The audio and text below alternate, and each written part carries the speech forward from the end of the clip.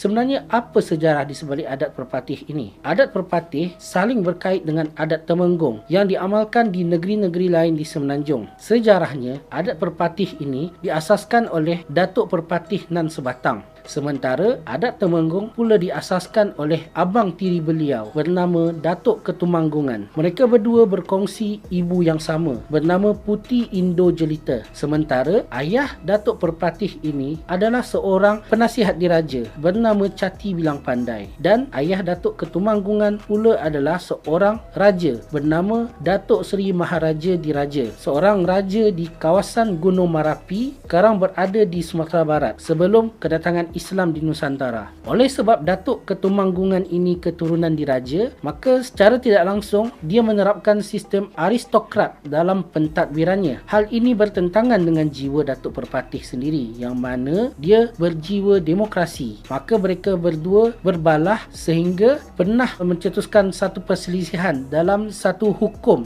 iaitu Undang-Undang Tarik Balas, di mana hukum tersebut siapa yang membunuh harus dibunuh. Maka perselisihan ini akhirnya diakhiri dengan Datuk Perpatih tersebut menikam satu batu yang sekarang batu tersebut bernama Batu Batikam di kawasan Pagaruyung, Sumatera Barat sebagai satu tanda perdamaian. Memandangkan jiwa orang Minangkabau yang suka merantau dan mengembara ke tempat baru, maka orang-orang Minangkabau ini pergi merantau ke beberapa kawasan berdekatan Sumatera, termasuklah ke Semenanjung Malaysia ini, di mana mereka membuka kawasan Negeri Sembilan pada abad ke-14, kawasan Bayan Lepas di Pulau Pinang oleh Nakhoda Bayan, Nakhoda Intan dan Nakhoda Kecil pada awal abad ke-18, serta beberapa kawasan di Kuala Lumpur ini seperti Kerinci dan Bangsa pada akhir abad ke-19.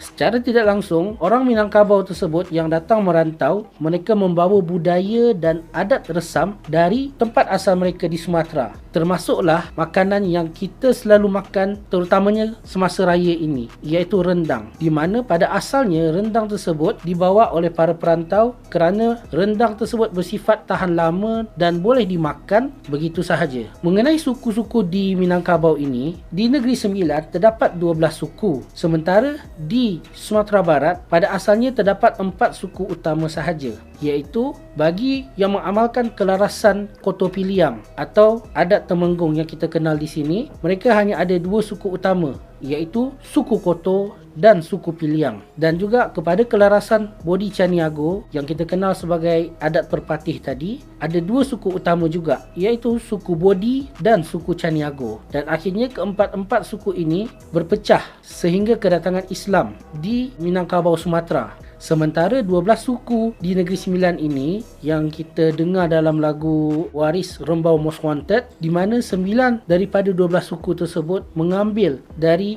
nama tempat asal mereka dari Sumatera tersebut, seperti Payakumbuh, Simolenggang, Batu Hampar, Batu Bolang, Solomak, Mungka, Tiga Batu, Tiga Nenek dan Tanah Datar. Malahan, Tanah Datar itu sendiri adalah satu negeri tempat asalnya kerajaan Pagaruyung, iaitu kerajaan terakhir di Sumatera Barat. Secara tidak langsung, pengaruh Minangkabau telah berada di Nusantara ini, bukan sahaja di Malaysia ataupun Indonesia, malahan sampai juga ke Singapura. Seperti Presiden pertama Singapura iaitu Yusof Ishak, pencipta lagu kebangsaan Singapura, Majulah Singapura, iaitu Zubir Said, kedua-duanya adalah orang Minangkabau sendiri. Dan juga yang di-Pertuan Agong pertama kita, Tuanku Abdul Rahman, mereka semua berdarah Minangkabau.